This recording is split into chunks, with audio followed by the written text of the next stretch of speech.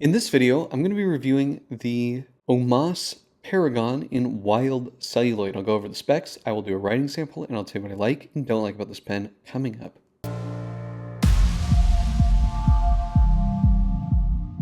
So this is an OMAS Paragon in Wild Celluloid. This is sort of their flagship pen, and this is from the new company, part of like the Navalar brands. And the price of this pen is $1,095. The pen itself, I think, looks pretty nice. It definitely has a OMAS Paragon-like appearance, although it really isn't the same shape as the original. Unfortunately, I no longer have an original OMAS Paragon to compare this with, but just know the shape is a little bit different. If you're an OMAS collector, you'll know instantly that this pen doesn't look quite right as a Paragon. The company does say that they use the original drawings to make this pen, but I really don't think any part would be interchangeable with an original OMAS pen. Maybe the nib would be, but all the other shapes here are actually different. The pen, the Paragon has 12 faceted sides, which I do think looks very, very nice. We do have a finial on the top here, which sort of has this ring motif, and it says OMAS Paragon. The original OMAS Paragons never had a finial, and they had more of a point to them than this. So that's a big difference. The clip does look like an original OMAS roller clip. On this pen it is slightly crooked, which is disappointing, but it does roll, unlike the one on the Peach Ogiva, the Peach Bellini pen that I looked at previously. There's also more of an arc to this than on the old OMAS Paragons, which would have been a bit more tight to the body. The finishing on the metal is okay. There are definitely rough points on the edge. You can kind of see that on the light, but on the front it looks pretty good. I do wish it wasn't crooked though. Cap ring, this is definitely not similar to the original cap ring. It has this sort of like interlocking triangle shape, and it's not the cleanest looking engraving on there. It's definitely grainy on the inner part, but I think it is kind of a neat looking motif. There's a little gap there, and then we have some more celluloid, and then the lip of the pen is metal, also unlike an original OMAS Paragon. It does taper towards the tail. We have a trim ring here, and this is a piston knob because it is a piston filler.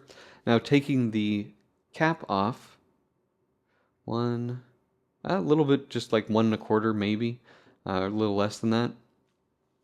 We do have another one of those triangle cap rings here, a little step down and then threading, and a nice big grip section. One thing I do like about these newer OMAS pens is that the threading isn't right in the middle of the grip section, it's more towards the back. Not 100%, I mean you do have a ring here and a little bit of material there, but it's not quite right in the middle like a original OMAS grip section would have. Now, I will say it was never uncomfortable having it there, but visually I think it looks a little bit better having the threading further back. It does taper before flaring out.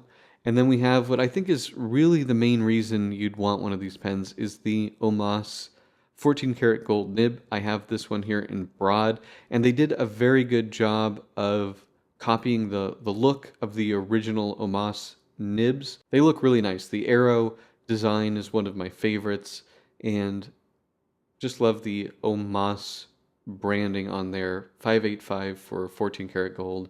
Looks really good. Very nice ebonite feed here with a good shape to it. Definitely tapers down. Very pretty.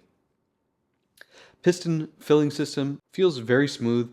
There is metal, you can see there's metal threading here. This makes this a much heavier pen than an original OMAS Paragon. The weight feels nice. I do feel that it is comfortable, and with this system you won't have ink interacting potentially with the celluloid. And this is real celluloid, and it has a very strong camphor smell to it. Definitely one of the stronger smelling celluloid pens that I have. And it has just, a very nice feel to it because it is celluloid. It doesn't post very far down, but it does post. It does become top heavy though when you do that, and pretty, back weighted. I like the feel of this pen. It feels high quality, but it doesn't have that feather light weight that the original OMAS pens had. Now, in terms of the size, looking at about 134 uncapped. Posted, it's going to become very, very long. I don't really use this. Posted, looking at 173, 172. Capped, about 142. So this is a big pen. I do think these are a bit bigger than the original OMAS Paragon pens. So this is 11.7, and then before the narrowest before it flares out, 10.1. So nice size grip section. In terms of the weight, I believe like a normal Paragon would be about 15 grams uncapped, and this is 26.8, so quite a bit heavier. And then with the cap, we're looking at 39 grams. So it's a weighty pen. It does feel nice quality. Let's do some comparisons here. Here it is with a coned bulk filler, full-size pen. Here it is with a Aurora Optima and a TWSBI Eco. So it's a big pen for sure. Definitely full-size. Wouldn't say it's quite oversized, but it's a full-size pen for sure. Okay, let's do the writing sample. The writing sample, I'm going to be using a Paper Mine Tomoe River hardcover notebook. These notebooks are excellent for fountain pens and for Blake's broadcast. Viewers and subscribers, you can get 10% off with code BB10 at checkout. Okay, so this is the OMAS Paragon. This is a broad, and this is Parker washable blue.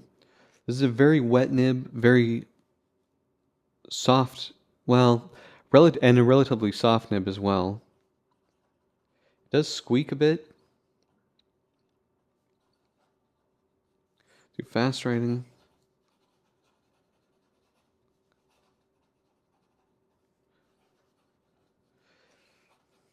Does seem to be struggling a bit with fast writing. In normal use, I don't have too many issues with it skipping. I think it writes really well. When I did first get this, it did have some kind of bad baby's bottom. So I will say that was disappointing, but I was able to fix it, or at least partially fix it with a micro mesh. But now I think it writes really well. It's very smooth, and there is some softness to it. You can definitely get some line variation.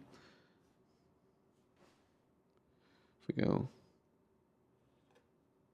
we'll railroad a little bit, but it's a really nice, pleasant nib. I will say out of all of the new OMAS nibs, pens that I've got, they all had nib problems. This one was the only one that I thought was, fixable by me.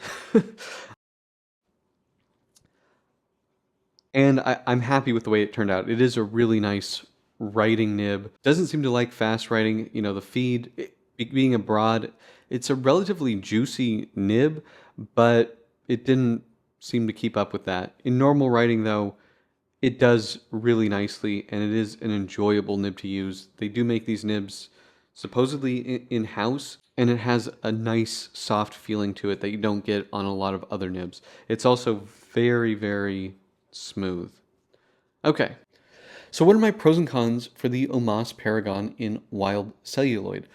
Well, I think the Wild Celluloid is really beautiful. It is very nice to touch, especially with the 12 faceted sides. This pen has excellent haptics. The threading feels really, really nice. The nib is super smooth, bouncy, and juicy. It feels special. The grip section is big and comfortable. It's a really nice feeling pen in hand, and it writes quite nicely. Now, in terms of cons, I will say this doesn't really look as nice as the original OMAS Paragon. The shape just isn't quite right. The cap band, while I think the triangle motif is cool, It's not quite as elegant, and it's certainly the trim on this pen is not finished as nicely as the original OMAS pens. It is also heavier because there is metal in the piston filling system. So it gives you a heavier pen, whether you like that or not. Posted, it's too back heavy for me, whereas the original OMAS pens, which were lighter, they still didn't post very far down, similar to this, but because they were lighter weight, you didn't really have that back weighted feeling that you get on this. The company is the same company, I believe, as Navalar or Narwhal, whatever it's called. Every single nib that I've had from the new OMAS company has had a problem.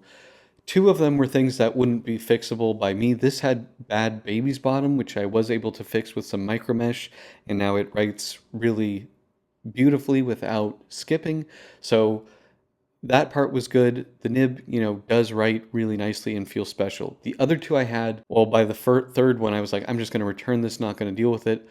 But the Peach Bellini that I did a video of previously, that pen went back to OMAS. And, after like a month or two, they said, oh, we're remaking your nib.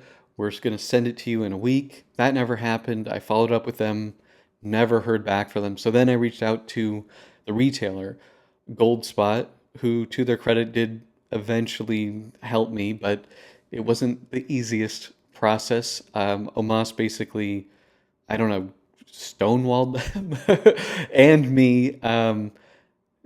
They said they were doing things and then they just never did things. And after 6 months, I was just like, you know what? They're not communicating. They're not saying, hey, we have a delay where we actually can't remake this right now. It'll take another 6 months. There's none of that communication. So after a while, I just said, I just want a refund. I don't want to be wasting any more time on this. And to Goldspot's credit, they did do that for me. But yeah, the company, I do not trust them. Buy one of these used where somebody can tell you that the nib is good and it is a cool pen, but don't expect anything in the way of customer service from the new OMAS company. So just keep that in mind. But that's pretty much it. Do you guys have this pen? Do you like this pen? Let me know in the comment section below. If you like this video, please hit that like button. And if you want to see more fountain pen paper reading videos, please hit that subscribe button. Thank you so much, and until next time.